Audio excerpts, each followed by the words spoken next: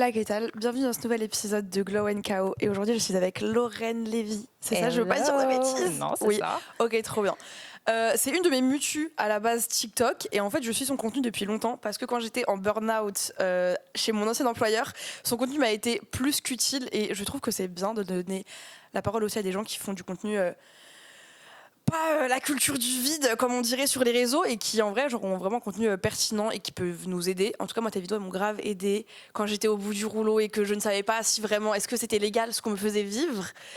Présente-toi pour ceux qui ne te connaissent pas. Je ne sais pas comment, militante du bien-être au travail je crois. Ouais, j'ai écrit ça sur Insta. Ouais. Déjà moi j'aime bien les gens de la culture du vide. Hein. Moi j'adore hein.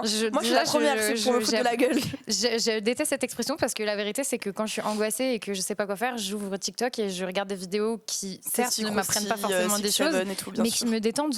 Donc ah mais moi je suis la première à faire du contenu culture du vide. Mais je trouve pas en plus tu vois donc je trouve qu'on est trop dur avec les créateurs de contenu et on est trop jugeant et tout, donc cœur sur les gens qui font du contenu même sans forcément avoir un truc hyper intellectuel à partager. C'est du classisme en vrai de parler de culture du vide, donc ceci est une aparté. Pour me présenter, moi c'est Lorraine. Je vais pas dire mon âge, j'ai la flemme parce que je suis vieille. Moi t'es grave jeune, on a le même âge je pense. Non pas du tout. Attends je couperai, t'as quel âge? J'ai 30 ans. Quoi? C'est vrai? Ouais. Ok, dinguerie. Tu peux laisser si tu veux, je m'en fous. Je fais du contenu sur internet depuis 4 ans maintenant. Je suis sur TikTok, Insta, YouTube. J'ai un podcast qui s'appelle Story Taf où on parle de travail, des anecdotes de travail. Je fais intervenir aussi des experts et tout. Et j'essaye de rendre accessible au maximum toutes les infos sur les droits des salariés. Et j'essaye aussi à mon échelle, petite échelle, mais voilà, de faire un petit peu bouger aussi l'état d'esprit des gens sur le travail, sur notre génération, sur... tout ce qui est un petit peu valeur travail, tu vois, genre conscience professionnelle. Ouais, la fameuse conscience pro, mon Dieu. Équilibre vie pro, vie perso. Bon, voilà, j'essaye de... En fait, je suis un peu progressiste peut-être sur le monde du travail. Non, mais si c'est trop bien parce que c'est grâce à des personnes comme ça qu'on arrive à changer des choses, tu vois, et des lois et à faire évoluer les mentalités. Enfin, tu vois, les féministes et tout, au début, on les prenait pour les folles du bus et aujourd'hui, c'est grâce à elles qu'on a le droit de sortir comme on veut dans la rue et avoir le droit de vote. Donc finalement, tu vois, je trouve que elles se font toujours insulter de folle du bus, mais oui, finalement. Mais tu vois, encore aujourd'hui, je pense que heureusement qu'il y a toujours des gens qui sont là pour défendre nos droits sur plein de sujets différents et toi notamment et justement même pour tu vois, éduquer aussi les jeunes qui des fois ne s'y connaissent pas forcément. Moi je trouve ça trop cool. Franchement en fait quand j'ai commencé à faire des vidéos c'est vraiment parce que je sortais de mes études et que j'étais dans mes premiers jobs. J'ai fait du droit et de la com. Ok, genre indépendamment des deux ou j'ai fait un bac plus de droit. Après j'ai fait une passerelle et je suis allée directement 3e année en école de com. Et après j'ai fait alternance machin et tout et j'ai eu un bac plus 5 à la fin. Ok, trop cool. Du coup en communication marketing. Ouais. Ok. Communication marketing, mais du coup j'ai à l'époque ça s'appelait comment, genre c'est pas un BTS bac plus 2, c'est un DUG. Voilà, de droit. Ok. Donc parce que c'est aussi diplômant un bac plus 2. C'est comme un master du coup, le global que t'as eu. À la fin, ouais, j'ai un master. Ouais, j'ai un vrai master. J'ai pas un master, j'ai un master. Ah, il y a une différence. Ouais. Il y en a un qui est reconnu par l'État et l'autre non. Le master est pas reconnu? Le master est reconnu. Ok, d'accord, je savais trop bas. Ok, trop bien. Mais du coup, moi, quand j'ai commencé à faire des vidéos, c'était vraiment pour partager mon expérience en tant que meuf qui avait fait des stages, des alternances, qui avait son premier taf et tout, parce que je me suis rendu compte qu'il y a plein d'infos que personne ne m'a jamais partagées et que si tu veux ces infos-là et que tu cherches, la plupart du temps, c'est compliqué. En fait, c'est très dense, c'est puis pas accessible. Le code du travail, c'est comme ça, donc en vrai, on n'a pas tous l'occasion. Personne va se taper le code du travail, quoi. Et puis quand même, si tu lis, c'est possible que tu ne comprennes pas ce que tu lis. Et du coup, en fait, j'ai commencé un petit peu à faire du contenu pour partager mon expérience, ce que j'avais appris, les questions que je m'étais posées et les réponses que j'avais trouvées. Et en fait, je me suis rendu compte qu'il y avait un écho de fou, c'est-à-dire qu'il y a 4 ans, il n'y avait pas tant de gens que ça qui parlaient de travail sur Internet, surtout sur TikTok. Et aujourd'hui, c'est hyper courant. Enfin, tu vois, il y a plein de comptes qui parlent que de ça et tout. Mais à l'époque, quelqu'un de jeune qui fait du contenu pour dénoncer un peu des pratiques, parler des droits des salariés et tout, en fait, il y en avait quasiment pas. Parce que du coup, toi, comment ça arrivé? Genre, t'as eu des très mauvaises expériences avec des employeurs? J'ai eu des mauvaises expériences, après j'en ai aussi eu des bonnes, heureusement. Mais oui, c'est vrai que le premier job que j'ai signé après mes études, le premier CDI que j'ai signé, ça s'est archi mal passé. Et du coup, je pense qu'il y a aussi eu un truc de révolte, entre guillemets, où je me suis dit, alors là, ça, je suis tombée dans le panneau, entre guillemets, plus jamais. j'en ai tiré leçon et cette leçon, je vais la partager avec tout le monde parce qu'il faut, entre guillemets, alerter les gens sur les mécanismes en entreprise qui sont en vrai Toxique, ouais. banals, hein, qu'on normalise énormément, mais qui sont pas du tout ni... C'était un job par rapport à ton bac plus 5. Ouais. Et c'était quoi, je peux te demander? En gros, moi j'ai rejoint une agence de pub, parce que quand tu fais de la com, grosso modo, tu te retrouves à faire de la pub après. Moi, je kiffe le divertissement. D'ailleurs, c'est aussi pour ça que je suis devenue créatrice de contenu. J'adore le divertissement. Donc pour moi, la pub, c'est du divertissement, tu vois. Et j'étais trop contente. J'avais signé un CDI dans une agence un peu internationale, à Neuilly. Truc réputé. Voilà, tu te dis c'est trop stylé et tout. Et en fait, il y avait 1000 red flags dans le recrutement que j'ai évidemment pas vu. Parce que j'étais tellement contente de trouver un CDI à la sortie de mes études. C'est quoi pour toi les plus gros red flags dans une annonce de recrutement? Dans une annonce, déjà, quand c'est écrit 56 missions différentes où tu te rends compte qu'il y a 3 postes en un.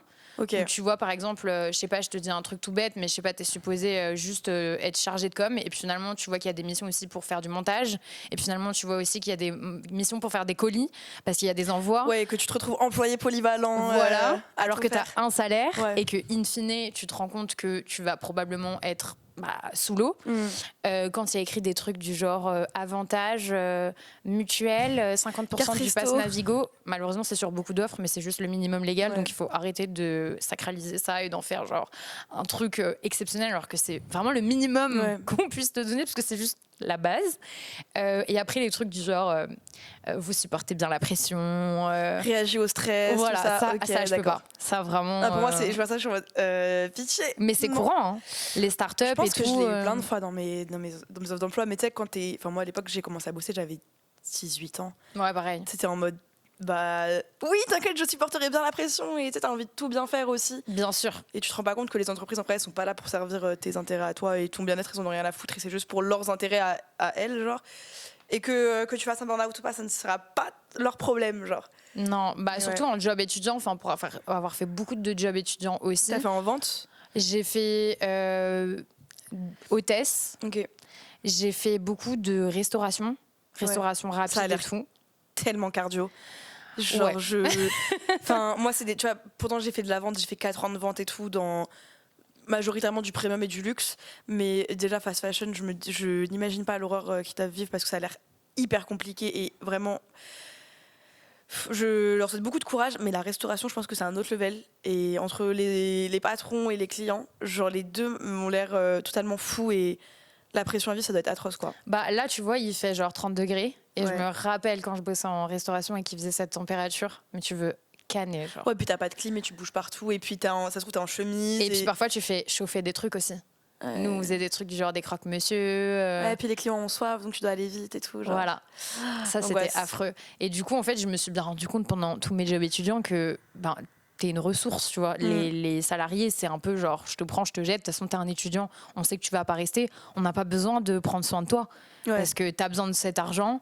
Nous, des CV, on en a 1000. Qu'est-ce qu'on s'en fout, en fait, de respecter tes droits. C'est la même chose. Tu sais que moi, j'avais une boîte, mon premier taf, c'était pour une grande enseigne de bricolage, genre. Et c'était mon premier job, tu vois, caissière et tout. Et j'avais 19 ans à l'époque, 19 ans et demi, genre. Bébé, tu vois, j'étais vraiment un bébé, j'y connaissais rien à la vie et tout. Et pendant 2 semaines, ça se passe très bien et tout. Je fais une erreur de caisse, tu vois, j'encaisse un faux billet. Et mais tu sais, je fais pas exprès, genre c'est pas du tout volontaire. Je faisais tout pour être. J'imagine. Moi, je suis très ponctuelle. Enfin, tu sais, même premier taf et tout, t'as envie de bien faire les choses. Et au bout de 2 semaines, ils me convoquent. Ils sont en mode non, mais en fait, ça va pas le faire parce que je sais pas, le feeling il passe pas. C'est en mode. Comme on est là pour se pécho. De fou, tu vois, comment ça le feeling il passe pas, je comprends pas, genre, je fais bien mon travail et tout, et après du coup il commence à dire oui, puis il y a l'erreur de caisse, il y a tel truc, non mais puis, genre, tu sais, genre, trouver des trucs qui n'ont vraiment aucun sens, tu vois, et je les supplie, je suis en pleurs parce qu'il fallait que je paye mon loyer, du coup je me retrouve à pleurer devant eux, en mode par pitié, ne me virez pas, je vous en supplie, genre, ils me gardent 10 jours de plus, et 10 jours de plus, je suis appelée au bureau de la manager en mode ok, rupture, et ils m'ont viré genre mais sans aucune raison, tu vois. Et une semaine après, je suis engagée dans une boulangerie de Bobo sur Paris. Pareil, on m'engage et tout, ça se passe au début ça se passe bien, mais tu vois l'équipe ne fait rien pour m'intégrer, genre vraiment juste ils font des soirées mais ensemble, personne ne me propose de venir, tu sais, alors que je viens d'arriver, donc forcément je vais pas dire je peux venir, enfin tu sais, c'est pas à moi de le faire, genre c'est à eux de venir et de me mettre dans le truc, et moi j'étais très timide à l'époque.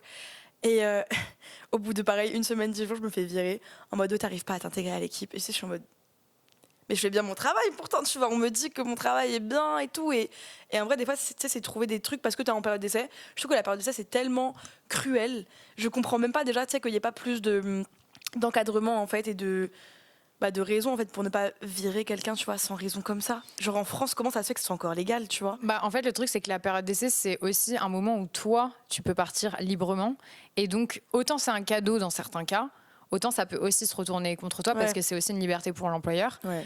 Mais il est vrai que c'est l'occasion pour un employeur de te jarter sans aucune raison. C'est quoi, c'est 2 mois, 3 mois? Ça dépend du, Ok. du poste, ça dépend. Ça dépend de chaque boîte? Il y a des boîtes qui font par exemple 4 mois renouvelables quand tu es en statut cadre. Ah ouais? Ouais, moi mon ancien taf c'était ça, donc pendant 8 mois j'étais en période d'essai. Ah, et pendant 8 mois, t'es pas bien. Pendant 8 mois t'es sur la sellette, hein.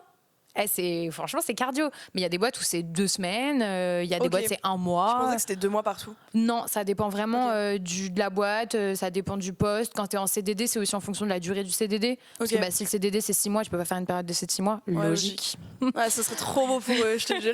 Ils seraient trop contents. Mais ça dépend vraiment, c'est au cas par cas. Mais c'est vrai que c'est compliqué. Après, là, je trouve qu'il y a des petits trucs qui sont faits. Là, par exemple, récemment, il y a eu une décision de la Cour de cassation pour une salariée qui était enceinte pendant la période d'essai. Et elle a été... on a considéré que c'était une rupture de période d'essai abusive. Parce qu'en fait, ils se sont rendus compte que l'employeur l'avait dégagée parce qu'elle était enceinte, alors qu'une salariée enceinte est une salariée protégée. Et donc, ils ont considéré qu'elle devait être protégée, même si la période d'essai n'était pas validée et que ce n'était pas une raison valable pour rompre la période d'essai. Donc on peut pas... Après, en fait, je trouve ça même tellement logique à la base, genre de ne pas virer les gens parce qu'ils sont enceintes. Juste, c'est la loi en France. Misogyne. C'est la loi en France. De quoi? De pas virer les gens Ouais, mais tu vois, il peut toujours trouver un prétexte pour... Bien sûr. Tu vois, je trouve que c'est assez simple, quoi. Mais je voulais te poser une question, parce que moi, franchement, j'ai fait des tafs, mais lunaires. Genre, tu sais, il m'est arrivé des choses à base de... on me vire de ma propre boutique en me jetant mes affaires dessus dans la rue, dehors, en me criant dessus devant tout le monde, parce que je voulais rentrer chez moi parce que j'étais malade. J'ai demandé à ma manager de l'époque... est-ce que je peux rentrer à la maison? Enfin, même pas, est-ce que je t'informe que je vais rentrer chez moi? Je suis malade. Tu sais, j'avais mes règles, un truc comme ça, douleur de règles horribles. Je pouvais pas rester. Elle est en mode, bah non, moi, faut que j'aille chercher ma fille à l'école après. Qui va garder la boutique? Et je suis en mode, je m'en fous, vu que c'est ma boutique, mais tu sais, je suis employée et je suis en plus malade, donc je ne peux pas rester. Et la meuf avait genre pété un câble, mais à 2 doigts de me frapper presque, tu vois. Genre vraiment prendre mes affaires de mon casier, me jeter dehors, comme une malpropre. Mais quand je te dis, c'est lunaire, c'est des choses. Je suis arrivée au taf un jour, ma manager qui me dit, faut te maquiller par contre. Tu peux pas venir démaquiller comme ça. C'est ça, on me l'a dit quand je travaillais. T'as le droit ou pas de pas venir maquiller quand tu travailles face aux clients? Genre, est-ce que légalement? Je pense que c'est un peu opaque dans le sens où quand tu travailles dans une relation clientèle, l'employeur il a le droit d'avoir un règlement. Et dans le règlement, il peut te dire que tu dois avoir une tenue correcte, tu dois être bien coiffé, etc. Je sais pas s'il peut t'obliger expressément à te maquiller, mais tu vois, il y a des endroits genre dans la restauration où t'as pas le droit d'avoir de barbe, t'as pas le droit d'avoir les ongles faits. Ouais. Pour des questions d'hygiène, même chez Disney, ils ont plein de règles sur les tatouages visibles, les piercings. Et ça, c'est légal du coup si c'est signé entre les deux parties. Mais quand c'est dans le règlement intérieur, a priori, et que tu as signé ton contrat. Mais du coup, je trouve que c'est hyper border parce que typiquement, moi, tu vois, après, je travaillais, enfin là, c'était pour du premium, mais après, du coup, j'ai travaillé pendant 2 ans pour une boîte de luxe, une très grande maison et tout. Et bon, forcément, le luxe, t'as plus d'attentes, plus d'exigences. Mais par exemple, un truc qui pouvait déranger, c'est mon lip liner. On allait me dire non, pas de lip liner, tu vois. Ouais, mais tu sais que ça m'étonne pas. Enfin, je vais chez la meuf qui me fait les ongles. Ouais. Régulièrement, il y a d'autres filles qui sont à côté de moi qui font de l'hôtellerie, de la restauration, et elles disent bah moi je peux faire que nude ou rouge. Ouais, moi c'est ça, c'était nude, rouge, rose. Pas de French dans ma maison, mais t'as d'autres maisons qui pouvaient. Mais tu vois ça, je trouve du coup c'est hyper. Enfin, est-ce que légalement, vraiment, ils ont le droit de nous interdire ces choses-là? Tu vois, est-ce que demain on peut te virer? Non, je pense pas. Tu vois ce que je veux dire? Peut-être qu'on peut te faire un rappel, sanction et encore. Enfin. Mais tu vois, moi des fois, je me rappelle, je venais avec des half ponytail, tu vois, des demi-queues de cheval, mais tu sais, bien plaquées, propres et tout. Je me disais non, ça c'est une coiffure, t'as pas le droit. Mais tu sais, à Disney aussi, c'est comme ça. Hein. Il y a plein de jobs où ils ont t'as carrément des images de genre ça tu peux pas, et ce qui est recommandé c'est comme ça, cette coupe là pour les garçons, cette coupe là pour les filles. Ouais, mais en fait je trouve que c'est un peu déshumanisé. Enfin après c'est peut-être normal parce que t'es face aux clients et tout. Enfin, je sais pas ce qui est normal ou pas, mais je trouve que c'est trop déshumaniser les gens. Et tu vois, enlever tout ce qui te représente un peu et ce qui fait que bah, tu es toi, tu vois. Et moi, quand j'ai une cliente à qui je vendais un sac, bah, je lui vendais peut-être parce que j'étais moi et qu'elle avait kiffé ma personnalité ou ce que je suis et tout. Et du coup, le fait de dire non, t'as pas le droit de faire ça, t'as pas le droit de ci, c'est un peu hard. Mes piercings, tu vois, me les a fait retirer, mais mes tatouages, j'avais le droit, par exemple. C'est hyper rigide et en plus, là où je te rejoins, c'est que ça change rien à tes compétences. Ouais, c'est ça. In fine, si t'es une bonne vendeuse, moi, en tant que cliente, j'en ai rien à faire en fait de comment t'es maquillée, comment t'es coiffée, si t'as des tatouages ou pas. Moi, ce qui m'intéresse, c'est l'accueil, l'expérience client. Je m'en fous de ton apparence en fait. Ça se trouve même que je vais te trouver encore plus stylé.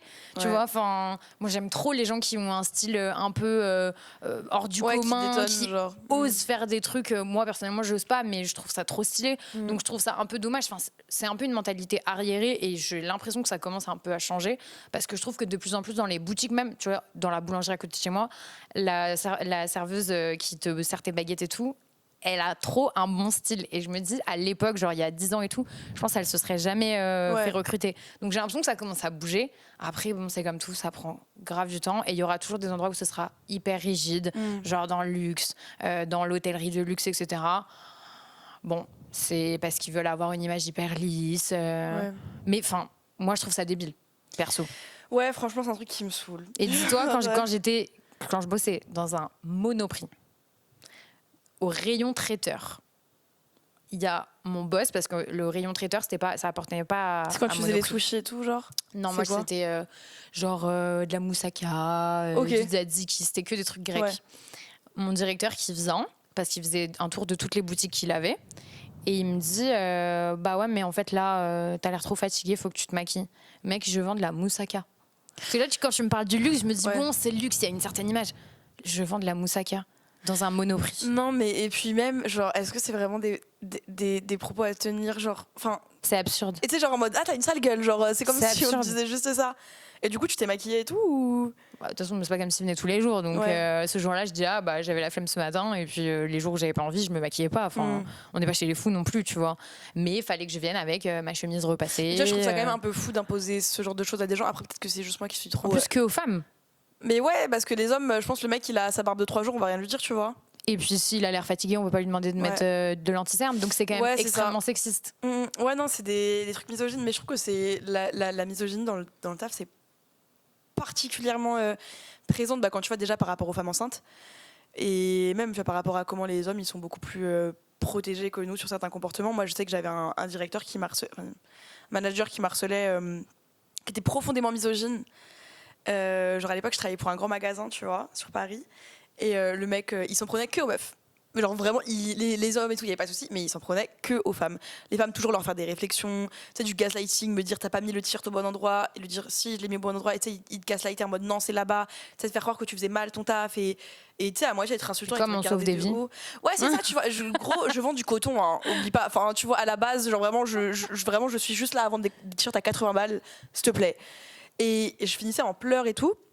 Et ce mec-là, il y a genre 3-4 meufs de mon ancien taf qu'on ont reparlé, qu'on fait remonter les trucs à la RH. Je crois même qu'il y a eu 2 plaintes auprès de la police contre lui pour harcèlement. Tu vois, vraiment des choses. Oh ouais, des trucs en mode violent parce qu'il avait des propos même hyper racistes et tout, enfin des trucs chauds. Et ce mec est encore là-bas, genre. Tu sais que l'employeur, il a une responsabilité. C'est-à-dire qu'un employeur qui est mis au courant d'un fait de harcèlement, que ce soit moral ou sexuel, il a une obligation de sécurité pour ses salariés. Donc il est en faute de ne rien faire. Mais c'est grave, hein. Enfin, je veux dire, demain, il y a un prud'homme, ils sont aussi responsables que le mec qui a perpétué ces actes. Donc, ça mais du coup, faut avoir les sous de se dire, ok, je prends un avocat, je vais au prud'homme. Et ça, il y en a très peu qui le font, j'imagine. Tu peux aller au prud'homme sans avocat. Bon. Donc te défendre tout seul. Tu te défends tout seul, par contre. C'est chaud. Tu peux très bien aller à une permanence juridique, tu peux te faire accompagner par un représentant d'un syndicat si tu es adhérent à un syndicat. En vrai, il y a d'autres options que l'avocat qui te coûte 3000 balles, parce que je sais très bien ce que c'est de payer un avocat, puisque je paye un avocat. Mais il y a des options qui sont possibles. Après, moi, ce que je pense, c'est que, ça va être très chelou de dire comme ça, mais la justice, c'est comme la thérapie. Ça coûte cher sur le moment, mais quand ça vaut le coup, après, tu es bien content d'avoir payé. Ouais, faut être sûr que ça... Je pense qu'il faut être sûr que ça vaut le coup plus ou moins. Là, récemment, j'ai dû payer 300 balles d'avocat, ce qui est peu pour un avocat. Je vous le dis, c'est peu. C'est très peu. I know it. Mais parce que je sais que de base, son tarif, c'était 1 200 € les 4 heures. J'ai fait Ouais, et juste, elle m'a fait payer 300 € pour la consultation. pour regarder mon dossier et tout. Et au final, pour me dire non, en vrai, ça vaut pas la peine, vas-y, on y va pas. Tu vois. Par contre, l'avocat, c'est aussi son devoir de dire quand ça ouais. vaut pas la peine. Parce que parfois, il y a des gens qui sont en mode oui, ils m'ont Mais tu pas vois, payé 3 tickets resto. Tu vas pas faire un prud'homme pour 3 Non, mais tickets resto, tu vois. Ça va que les 300 euros, moi, je peux les mettre, mais je me dis pour quelqu'un qui a. Imagine ton employeur, il te fait des dingueries, tu gagnes 1200 euros par mois, t'as 2 enfants à charge. Je comprends que t'aies pas les moyens d'aller au prud'homme, tu vois. Et je trouve que c'est ça qu'il faut super, aller dans des permanences juridiques C'est quoi une gratuites. permanence juridique? C'est par exemple dans une mairie. Okay. Tu as des avocats qui viennent bénévolement quelques heures par semaine et qui se rendent dispo pour les gens qui ont des questions. Il y a même un bus solidaire, je l'ai vu à République il n'y a pas longtemps, où tu as des avocats bénévoles. Genre, tu as le bus, il fait.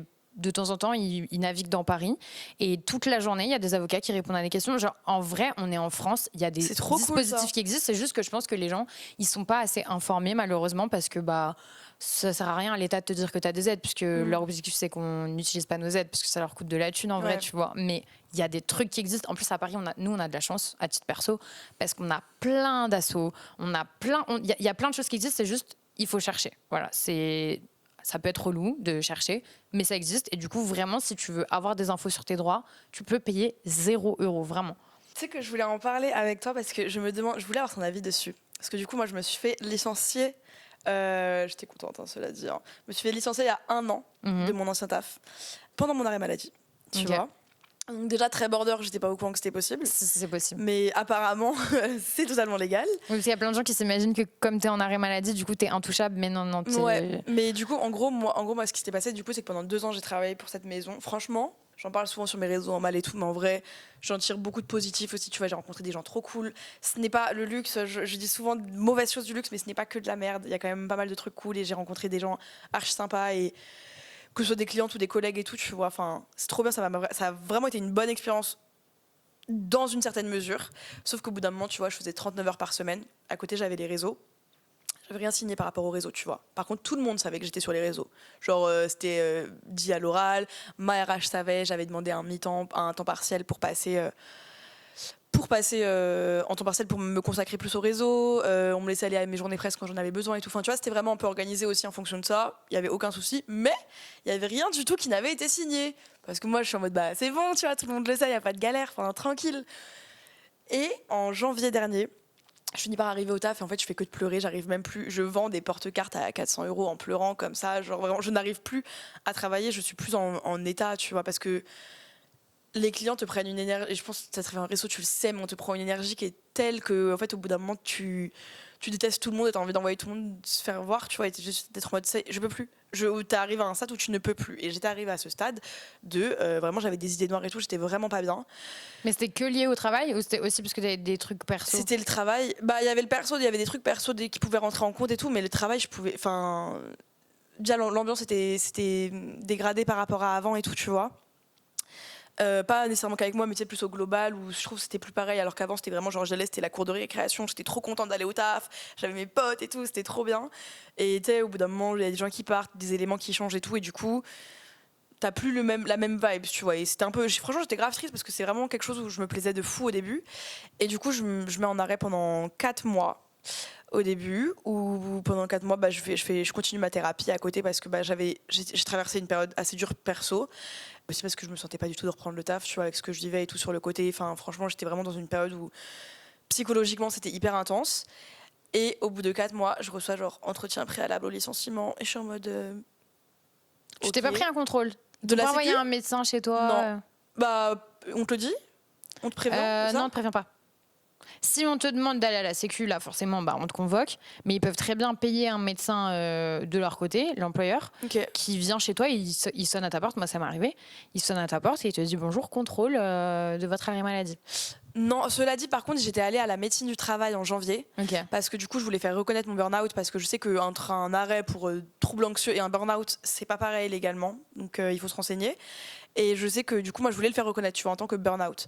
Et quand j'explique à la médecin du travail que je suis en burn-out par rapport au travail, que je n'y arrive plus, que vraiment c'est un truc où je ne peux pas, tu vois, c'est trop. Et je lui explique aussi, moi, mais tu sais, genre innocemment, que du coup, j'ai aussi les réseaux sur le côté, mais ça me prend, je sais pas, 1 heure par jour, tu vois. Ah bah non, vu que vous avez 2 travails, moi, je peux pas. c'est pas que lié à votre employeur, tu vois. Je pense qu'il aurait mieux fallu pas dire. Bah ouais, tu vois, mais moi je suis pas au courant, je suis très enfin tu sais, je suis très honnête et des fois les mots ils sortent comme ça et j'étais juste en mode bon bah voilà. Et du coup, anyways, elle a pas voulu reconnaître mon burn-out. OK, well. J'ai passé du coup tout mon arrêt en trouble enfin considéré pour trouble anxieux. Entretien préalable au licenciement, je voulais y aller représentée par quelqu'un du syndic. J'y vais finalement pas parce que mais toi aussi, tu fais exprès ou quoi? Non mais c'est la meuf du syndic qui allait pour moi, tu vois. Toi, tu voulais pas venir? Je pouvais pas. En fait, psychologiquement, je n'étais pas en état. Je sais. Moi, je suis très impulsive, vraiment, et ça me porte préjudice, tu vois. Et ouais, tu leur donnes des éléments contre toi, c'est ça qui est relou. Bah ouais, mais pour moi, t'as le droit de pas te présenter si t'as pas envie. Mais du coup, la fille du syndic y est allée pour moi et a négocié pour moi, tu vois. Okay. Et du coup, elle négocie une rupture simple à la base. 3 semaines plus tard, je reçois licenciement pour motif grave et sérieux, je crois. Comme ça, ils te donnent pas d'indemnité. Et ouais, donc déjà les indemnités que t'as eues, t'as peur. Et j'ai eu, en fait, donc j'ai 3 pages qui expliquent que mon employeur n'était absolument pas au courant de mes activités sur les réseaux, que ça nuit à leur image, que j'ai collaboré avec des marques telles que des marques beauté qui n'ont rien à voir avec le secteur dans lequel je suis, et que du coup c'est de la concurrence déloyale à l'entreprise.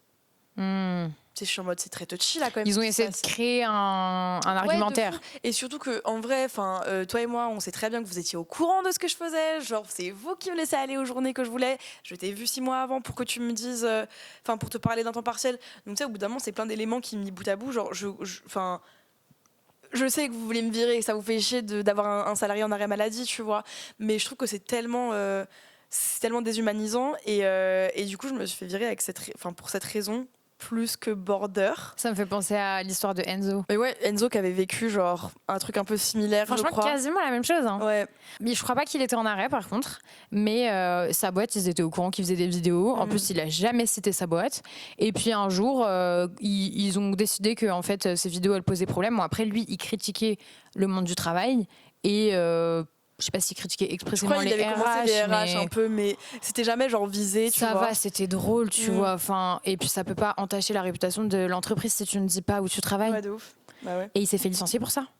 Ouais, mais j'en avais parlé avec lui justement et j'étais... Et d'où sa haine des RH, et c'est lui qui m'avait dit ok maintenant et tout, les RH faut que tu fasses attention, tout ça, ils vont vouloir ta peau et là tes indemnités, tu fais bien gaffe et tu regardes. Bah conclusion, je n'ai quasiment pas eu d'indemnité mais tu vois, un truc qui est bien, c'est que quand tu te fais licencier, un truc qui est bien, façon de parler, mais au moins tu peux avoir le chômage. Ouais, mais maintenant alors sauf pour des missions, t'as tout le temps le chômage, peu importe. Oui, mais la vérité c'est que ça se trouve, ils auraient très bien pu te pousser à bout en se disant vas-y, elle va dégager, tu vois. De toute façon, j'aurais jamais remis les pieds dans l'état dans lequel j'étais psychologique, mais tu vois, c'est un truc, je me dis, t'as tellement un manque d'âme et un manque d'empathie en fait pour faire ce travail-là, parce que genre elle ne savait pas directement, mais il y avait des gens au travail qui savaient vraiment ce que j'avais et ce que j'étais en train d'endurer, tu vois. Et le fait de savoir en mode tu sais que je suis en train de vivre tout ça et tu te dis non, je vais la virer, c'est la meilleure des moyens. Genre, je pense que pour eux t'es juste genre un pion parmi plein d'autres pions et eux ils pensent à leur budget, le fait qu'ils ont besoin de recruter quelqu'un d'autre. Tu sais, ils sont pas en train de s'imaginer comment ça va dans ton quotidien. Ils en ont rien à foutre. Hein. Et j'imagine qu'ils devaient regarder tes vidéos en disant bah elle va bien en fait. Mais tu sais que justement parce que du coup c'est à l'époque où je faisais des vidéos genre jour 25 pour sortir de mon burn-out et tout. Ok. Et du coup, oui, forcément, tu sais, sur Internet, tu montres pas les moments où t'es en train de pleurer et au bout de ta vie, tu vois, mais j'étais pas dans le meilleur des états. Et je sais que ma RH tombait sur mes lives TikTok, genre. On m'a dit qu'elle me stalkait sur mes lives TikTok, qu'elle regardait tout mon compte et tout. Et tu sais, j'avais fait plein de vidéos. Je me suis fait virer, c'est le plus beau jour de ma vie et tout. Après, j'étais trop contente parce que j'étais en mode, ok, I'm finally free. J'ai plus de compte à rendre et je sais que ma RH me déteste énormément, quoi. Elle a beaucoup de haine contre moi et que dans les bureaux de mon ancien taf, ça parlait de fou de moi en mode, genre, regardez, elle veut nous nuire, tu vois, genre. Mais ma belle, ça te fait juste des stats. Ouais, de ouf. Merci pour les haters, genre, finalement. Je suis tellement contente de les avoir eus, tu vois, ils ont regardé mes vidéos, genre. Mais ouais, non, franchement, lunaire. Et tu vois, pour le coup, je savais, c'est pour ça les trucs de confidentialité et de réseau, et toujours signé avec son employeur si vous faites des trucs sur les réseaux, qu'il le sache. Parce que, après, je sais pas, est-ce que tu penses, moi, tu vois, je pense qu'un jour, je serai amenée à avoir un corporate jobs. Tu penses qu'il faut en parler? Bah, c'est difficile. Enfin, le truc, c'est que. En fait, ça dépend vraiment du secteur, déjà, je pense. Et puis, ça peut tellement te porter préjudice que C'est moi, ça. j'aurais tendance à dire ne pas en parler, mais en même temps, si on tape ton nom et ton prénom sur Internet et qu'on voit ta tête sur TikTok, bah... En fait, c'est ça, je me dis là, les prochains. Si je dois retrouver un employeur un jour, il va forcément tomber sur mes vidéos. Donc je me dis, je suis un En peu plus, genre. les RH, elles regardent de ouf sur les réseaux et tout. Hein. Ouais, je suis un peu condamnée. Mais bon, je sais pas. Après, sinon, tu fermes tout, mais... Ouais, mais tu vois, en fait. Ouais, je sais pas. Franchement, là, je suis un peu en mode bon, bah, en vrai, je pense qu'au pire, j'attendrai que la période d'essai passe et après, je dirais. Ou tu sais, je me suis dit, même Sinon, si. tu travailles dans un milieu où c'est bien vu. Enfin, je veux dire, demain, si tu travailles dans un gros média comme Brut, par exemple, Mm. ce sera bien vu. Au contraire, ce sera même Ouais. vu comme une compétence de savoir créer quelque chose Ouais, et c'est d'avoir une audience que tu as fédérée. Ça dépend vraiment, je pense, du milieu. Ouais. Mais genre, si demain je vais dans la finance, ça va être plus compliqué. Ah, je pense que quoi, clairement, tu ils vois. te disent de désactiver tes réseaux. Ouais, non, Ouais. de fou, de fou. Non, c'est pour ça que c'est des milieux particuliers. Mais là, le luxe, tu vois, j'en suis sortie et en vrai, genre, à chaque fois, quand je vois le nombre d'abus qu'il y a dans ce milieu et tu sais, les salariés, en vrai, aujourd'hui, même moi, autour de moi, je fais le compte, genre, les gens enfin, travaillent dans le luxe, c'est genre d'extérieur, c'est grave des paillettes et ça a l'air trop beau. Et quand tu rentres dedans, c'est genre l'enfer. Enfin, vraiment, quand tu te fais harceler et tout par tes managers, c'est hardcore. Et je voulais justement te demander, toi, Ouais. pour toi, parce qu'il y a grave du harcèlement, je trouve, qui est banalisé au travail. Pour toi, c'est quoi les débuts de signes de harcèlement? Genre, qu'est-ce qu'on peut considérer légalement comme du harcèlement au travail, genre? Déjà, il faut que le harcèlement se soit répété. Ok. Donc, si quelqu'un est désagréable avec toi une fois, ça peut pas être du harcèlement, puisque vraiment, le principe de base du harcèlement, c'est que ce soit des faits répétés. Bon, après, si demain quelqu'un t'agresse, c'est une agression, mais tu vois, ça peut pas être considéré tout de suite comme du harcèlement. Donc ça, c'est un point qui est important. Il faut attendre que ce soit au moins 2 fois. Donc, Ok, donc si 2 fois on me fait une. on t'insulte, Ok, ou si ça peut 2 être considéré fois comme du harcèlement. on te crie dessus, ou Ouais. tu vois. Après, je pense que le harcèlement, ça peut être hyper insidieux et ça peut être très difficile à prouver parce qu'on s'imagine tout de suite que le harcèlement, c'est quelqu'un qui te hurle dessus, Ouais. quelqu'un qui t'insulte ou qui je sais pas, qui te fait du chantage ou quelqu'un qui te menace. Pas du tout. Le harcèlement, en vrai, la plupart du temps, c'est pas ça. C'est beaucoup plus discret, c'est beaucoup plus insidieux. Ça va être, par exemple, du micromanagement, quelqu'un qui t'envoie 500 Slack par jour pour savoir C'est quoi t'es des où. Slack? Des Teams, Ah, tu ok. vois, des messages sur la messagerie Ok. pro, donc Teams, Slack, enfin chacun a ses outils, mais qui t'envoie 500 messages par jour pour savoir où t'en es, qui veut relire tous les documents sur lesquels tu travailles, Ok. alors que Ouais. t'es supposé être autonome, Ouais. que t'es dans la boîte depuis X années, ou que juste, en fait, on n'est pas des enfants, tu vois. Je comprends qu'on travaille ensemble, mais je suis pas non plus une stagiaire de 6e, tu vois. Ça va être quelqu'un qui va, tu vois, toujours être sur le coin de ton épaule en train de regarder ce que tu fais. Quand tu vas aux toilettes, qui va te demander mais tu fais quoi? Limite, il y en a qui vont te chronométrer. Tu vois, c'est des trucs qui sont en vrai. Où t'étais où et tout. Ok. Voilà, c'est des trucs qui sont beaucoup plus discrets entre guillemets, mais qui à terme vont avoir un impact sur toi parce que tu vas être sous pression, parce que tu vas avoir l'impression que en fait tu peux jamais respirer, que la personne est limite en train de te pister en fait.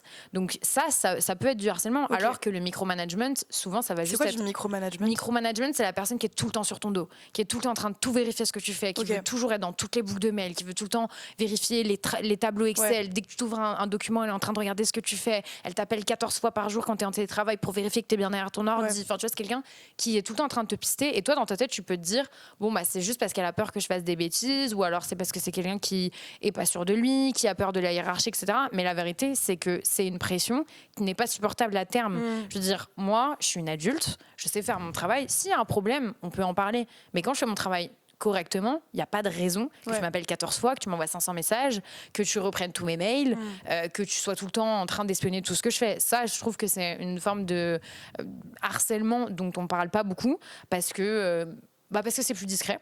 Ouais. Après, évidemment, quelqu'un qui hausse le ton sur toi, qui tient des propos dégradants, même parfois ça va être juste des commentaires sur ton physique, du genre dis donc t'es beaucoup maquillée aujourd'hui, dis donc elle est courte cette jupe, des trucs comme ça. Au bout d'un moment, si c'est H24 et que ça t'est destiné à toi tout le temps, il y a un problème. En fait, quand ça a un impact sur toi et que c'est répété et qu'il y a une forme de malveillance, même si la personne ne s'en rend pas compte, hein. Peut-être que la personne, c'est juste parce qu'elle est extrêmement stressée. Ouais, et qu'elle est juste où c'est sa boutique, où elle le vit comme sa vie, et du coup, elle sent. Ouais. Moi, mon ancienne manager m'a paralysée du sommeil, mais je suis persuadée que c'est pas quelqu'un de méchant.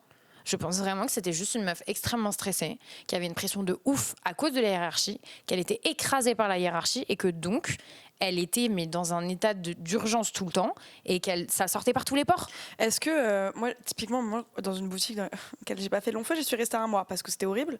Mais j'ai bossé dans une boutique de luxe, tu vois, pareil. Il y a une fille qui avait les cheveux curly, tu vois, elle était maghrébine, et on la forçait à se lisser les cheveux. Sinon, enfin, on lui faisait comprendre en tout cas que si elle se lissait pas les cheveux, c'était pas propre, tu vois, ou pas soigné. Propre. Ouais, je cite ces mots-là, hein, ce qu'il disait le C'est juste responsable. raciste, mais Ouais, entre autres. Mais est-ce que du coup, ça aussi, ça peut être considéré comme du harcèlement?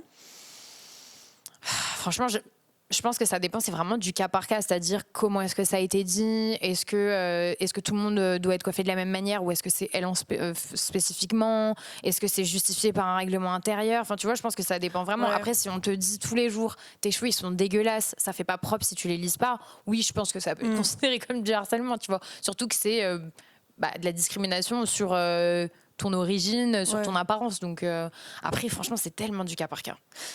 Ouais, putain, moi, cette même boutique, j'y suis restée, que c'est un taf que j'ai fait entre deux tafs. Genre, avant d'aller dans la maison où j'étais, je suis arrivée et tout. Et en fait, les deux responsables, mais des psychopathes du ménage, de tout devait être carré et ne pas bouger et tout devait être aligné et tout.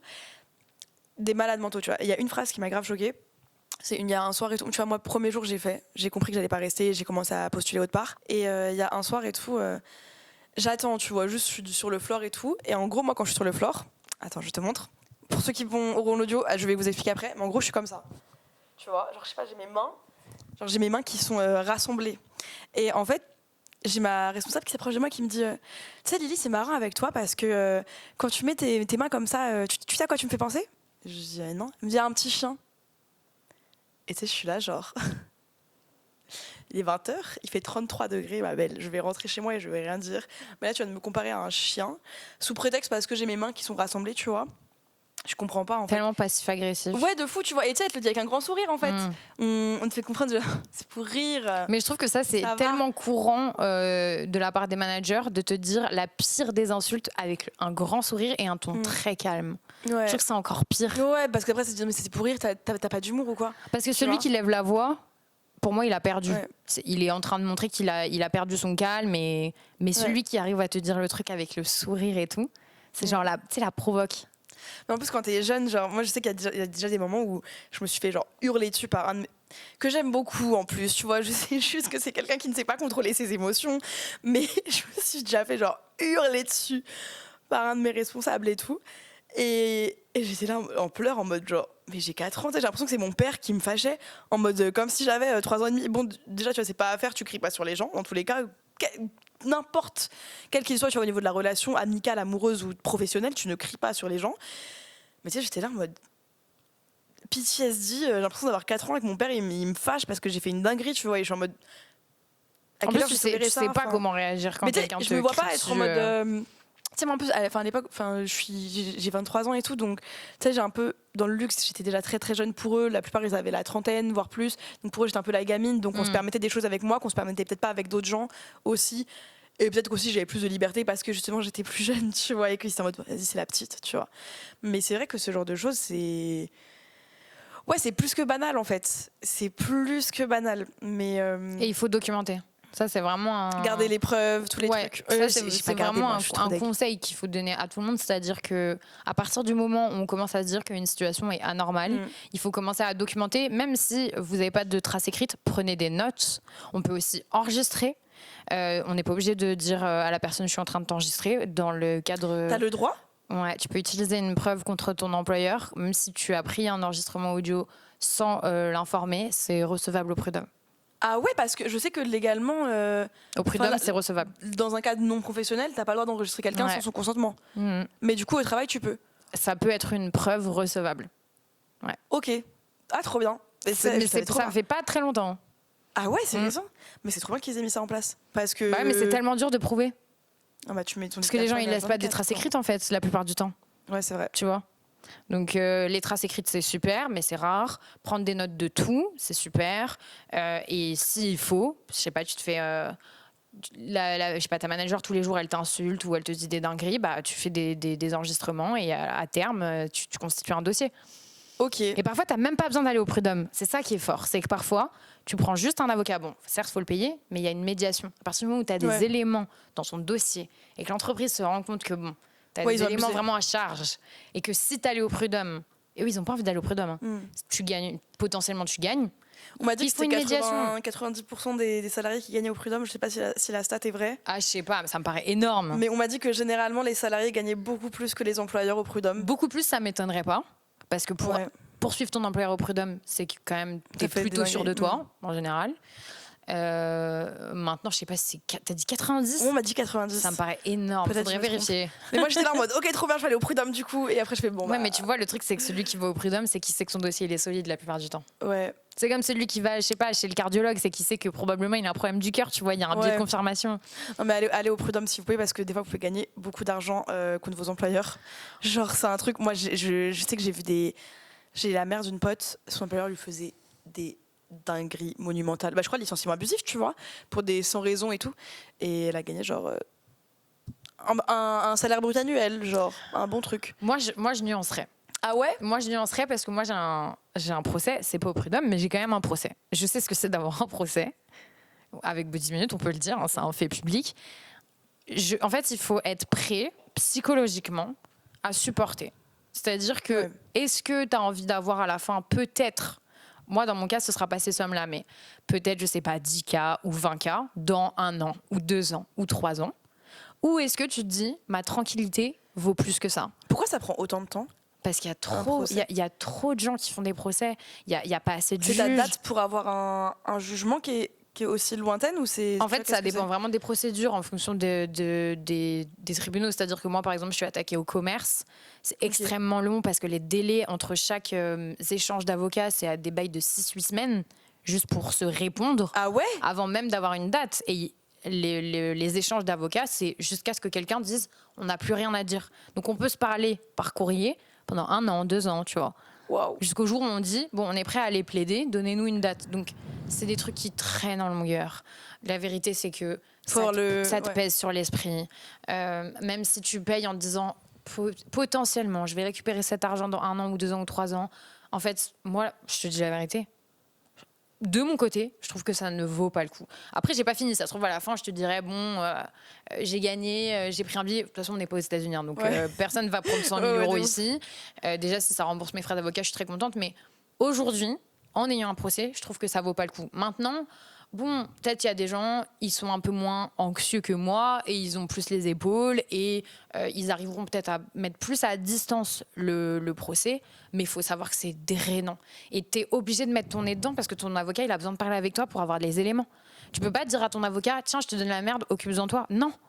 Parce que toi, c'est toi qui as les éléments. Donc en fait, quand il a besoin de te poser une question, il t'appelle, tu vois son nom sur ton téléphone, t'as une crise d'angoisse, tu vois. En fait, c'est beaucoup de stress et PTSD, d'angoisse, tu vois. Parce que t'es tout le temps replongé dans le truc. Et quand t'as vécu des trucs traumatisants au travail ou ailleurs, bah moi, je comprends les gens qui se disent, je veux plus jamais en parler, je veux plus jamais les voir, parce qu'il faut aussi supporter le fait que potentiellement, bah, tu vas devoir les revoir, tu vas peut-être devoir leur reparler, etc. Je comprends qu'il y ait des gens qui disent, pour moi, ça ne vaut pas le coup. Maintenant, c'est sûr que tu peux passer à côté de thunes quand c'est vraiment des dingueries, tu vois. Ouais. Mais il faut quand même peser le pour et le contre, à mon sens. Non, je sais que psychologiquement, même moi, j'avais déjà eu des petits trucs, tu vois, où je voulais attaquer des gens en justice et tout. Et en vrai, c'est vrai que psychologiquement, déjà quand c'est des traumatismes, c'est hyper... t'as pas forcément envie d'attendre 4 ans pour... ça se trouve qu'il soit déclaré non coupable, tu vois, ou que le dossier soit encore classé sans suite. Donc c'est vrai que des fois, t'es en mode genre, à quoi bon des fois mettre de l'argent que parfois tu n'as pas, ou tu vas prendre sur tes économies pour quelque chose qui peut-être n'aboutira pas. Et ça, c'est en mode, si vous avez le temps et l'énergie et que vous êtes sûr et tout, allez-y. Mais c'est vrai que psychologiquement, je trouve, même moi, genre, franchement, les peu de fois où j'étais en contact avec des avocats, c'est des trucs où ça m'a pesé et où, en vrai, c'est super stressant. Je trouve que c'est hyper anxiogène. Genre, pourtant, moi, je te jure, mon avocat, il est trop sympathique. Ouais, mais quand c'est je l'ai au contexte, téléphone, il vois. me dit t'inquiète pas, tout va bien, ça va très bien se passer. Enfin, je veux dire, c'est quelqu'un qui est grave à l'écoute. Il essaye de pas m'appeler tous les 4 matins parce qu'il sait que ça me stresse. Mais pourtant, quand il m'appelle, je décroche, il me dit ça va. Je lui dis bah non, parce que tu m'appelles, donc ça va pas. Ça me stresse en fait. Ouais. Donc après, je pense que c'est vraiment des questions de personnalité aussi. Non, ouais, bah après je pense que personne n'est content de faire face à un tribunal, tu vois. Peu importe le contexte, Peut-être genre. il y a des gens, ils ont, je sais pas, tu sais, quand t'es animé par la colère, parfois ça te protège de l'angoisse, la peur et tout, mais. Ouais, mais je pense que l'humain est hyper angoissant. Enfin. Pas faible, mais tout le monde a de l'anxiété par rapport à ces sujets-là, j'imagine. Et genre. puis qui aime se disputer, qui aime Tu vois, être c'est en chiant. conflit. La paix, Mais juste vraiment, la genre, paix. foutez-moi la paix en fait. Ouais, ah ma pauvre. Mais t'inquiète, ça va bien se passer. Hmm. Je ne te souhaite que du positif. Amen. Ah là là, ça fait longtemps, je dois aller au restaurant. Après. Donc nous allons fuir. Mais merci beaucoup à Lorraine d'être venue et d'avoir pris de son temps sous cette chaleur Ouais, pour putain, il venir fait chaud, guys. discuter avec nous. Ouais, vraiment beaucoup. Là, actuellement, il fait 33 degrés quand on vous parle. Donc, autant vous dire que je suis très contente qu'elle ait fait cet effort pour moi. Vous pouvez la retrouver sur ses réseaux. Je mettrai tout ici. Tu me les enverras. Sur son podcast, tu sors 2 fois par mois. 2 fois par mois, ouais. Un C'est lundi sur 2. Ok, c'est pas en pause. Non. Du coup. Ok, non, trop bien. c'est pas en pause. Quoi d'autre? Si tu avais un conseil à donner, je sais pas, par rapport au milieu du travail. Moi, je dirais juste suivez-la parce qu'en vrai, elle raconte plein de trucs trop intéressants sur ses réseaux qui sont hyper utiles. Après, il y a plein d'autres gens à suivre, hein, franchement. Oui, il y a la RH, je sais plus comment elle s'appelle. Carrière Queen. Non, il y a la blonde, elle est blonde. Carrière Ouais, Queen. j'adore cette personne. Il y a plein d'avocats en droit du travail, d'avocats et d'avocates, notamment Elise Falbing que j'ai reçue dans mon podcast qui est trop bien. Il y a Balance ton Agency. Qui font du contenu sur les réseaux. Contenu pour vulgariser. Enfin, franchement, il y a beaucoup de comptes. Il y a des comptes qui sont qui ont des expertises très précises. Par exemple, il y a des comptes qui vont expliquer comment comprendre sa paye, d'autres comment négocier. Enfin, je trouve qu'aujourd'hui sur Internet, il y a tellement de contenu hyper accessible pour être mieux armé en fait au quotidien dans le monde du travail. Donc vous pouvez me suivre évidemment, mais il y a plein d'autres comptes qui sont trop bien et que je vous recommande si jamais vous voulez regarder mes abonnements sur Insta. Peut-être que ça vous donnera des idées, mais je trouve que c'est trop bien d'avoir cette information-là accessible et lisible. Tu vois. Ouais. Ouais, c'est trop bien qu'il y ait des gens comme eux du coup qui fassent du contenu comme Vraiment. ça. Voilà, merci beaucoup à d'être toi. venue. Je suis trop contente d'avoir enregistré avec toi. Et mettez 4 étoiles, commentez tout ça, vous savez déjà. Mais même moi, 5, wesh. Ouais, c'est 5, c'est pas 4. C'est 5. Ah bah mettez 5 étoiles. Alors moi je dis toujours 4 étoiles. Je pensais qu'il y en avait que 4 sur Spotify. Non. Bon, bah, mettez 5 étoiles. Mettez 5 étoiles, likez, commentez. Je suis malade, donc je vais bien fuir. Merci, bisous. Bye.